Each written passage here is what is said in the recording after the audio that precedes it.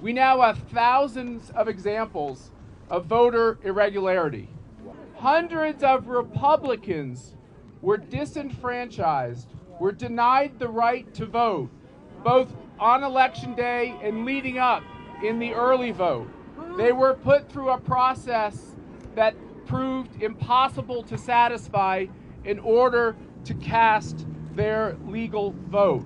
We will be finding and investigating and going through all of these examples, of which I said there are hundreds. Dead people voted in Clark County.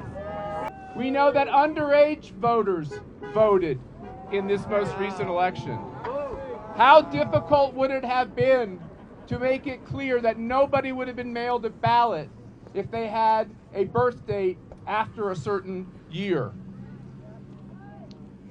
We know that in this area, which has been gripped with the idea of an economic shutdown, that over 100,000 people left.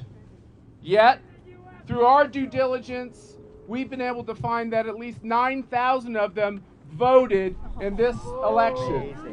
Non-Nevadans voting in Nevada. We have, over the last couple days, had many brave people call us who have witnessed tampering, who have witnessed wrongdoing. These folks worked in the counting center, were involved in the tallying, and Fox News recently reported that one of these whistleblowers had to quit, and I'm going to just use the male pronoun, had to quit his job after he worked on about 14,000 ballots.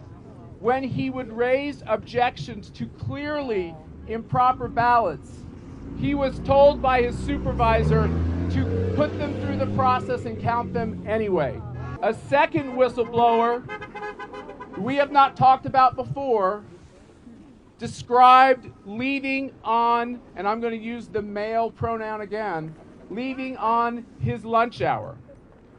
And while he was on his lunch hour, he decided to exercise around the counting center.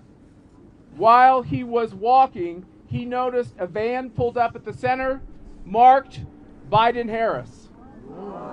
The doors of the van were open, ballots were clearly visible, ballots were opened with letter openers, and ballots were filled in and resealed in envelopes.